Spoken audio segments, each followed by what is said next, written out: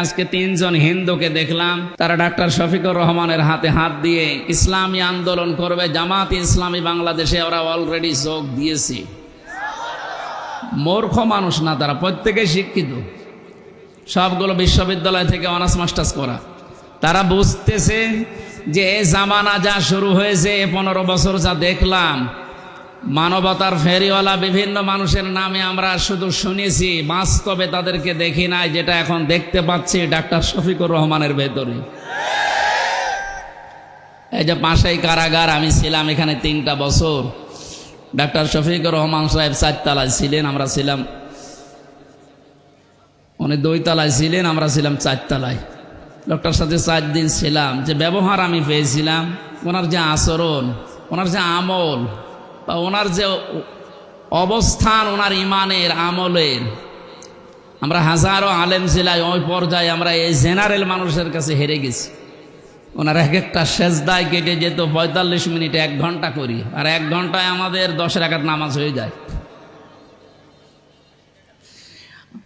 আমার যতটুকু বিশ্বাস আমার মনের, আমার ইমানের এই অ্যাক্টিভিটিস এবং ইখলাসের কারণে আল্লাহ রাব্বুল আলামিন দলে দলে পালে পালে মানুষদেরকে ইসলামী আস প্রবেশ করাচ্ছে।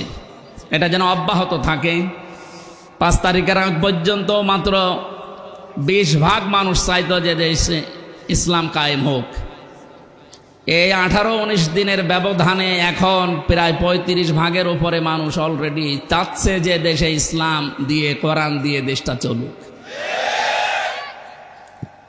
আমরা তো দেখলাম এই 53 বছর, যদিও আমরা 33 বছর, আমার মুরব্বী যে বসে আছে, এই সমস্ত মানুষগুলো তো দেখেছে যে বাবা চালিয়েছে যে কেমন লাগে না, দেখে নাই? স্বামীও চালিয়েছিল, মানুষ দেখেছে।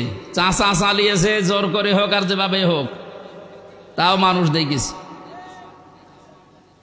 বউ চালাইলো, দেখলাম, অন্তত আমি দেখেছি। ভাবিও চালিয়েছিল, দেখেছিলাম। এখন শুধু দেখতে বাকি আছে যে কোরআন দিয়ে দেশ চললে কেমন দেখা যায়।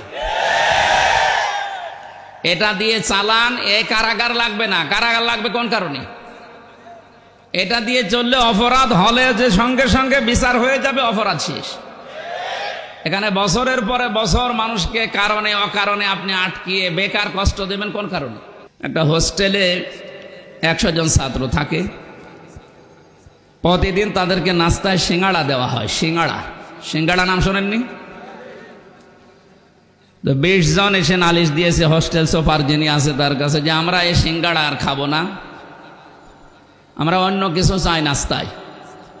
উনি চিন্তা করলেন একবারে তো হুট করে বন্ধ করা যায় না। সবাইকে ডাক দিয়ে বললেন, যে যা খেতে চাও কাগজে লিখে দাও।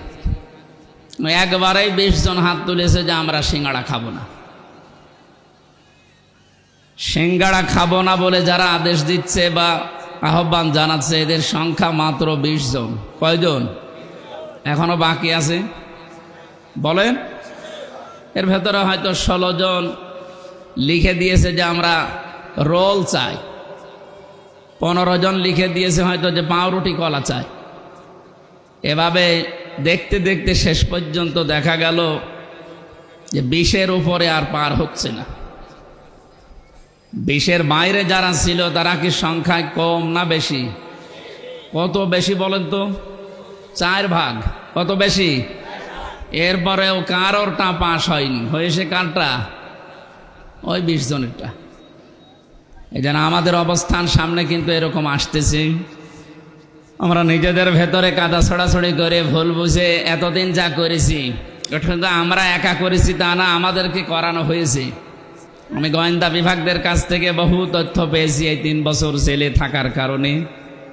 ওখানে তো সব রাজা মহারাজা মহারথী ওখানে আছে। ওনারা জানিয়েছে যে ইসলামকে এ দেশে যেন দাঁড় করাতে না পারে, সেই জন্যেই ছোটখাটো বিষয় নিয়ে মানুষের ভেতরে মতভেদ তৈরি করার জন্য জেনারেল মানুষগুলো যা করে করুক, হুজুর ছাড়া, টুপিওয়ালা ছাড়া এরা যেন এক জায়গায় হতে না পারে। যদিও সংখ্যায় এরা একেবারে কম না। কম নাকি? আমার মনে হয় এদেশে আমরা যারা শুধু টুপি মাথায় দেয় আর কারো লাগার কথা না, শুধু টুপিওয়ালা মানুষগুলো যদি এক হয়ে যায় আর ওদের ষড়যন্ত্র যদি কাজে না লাগে,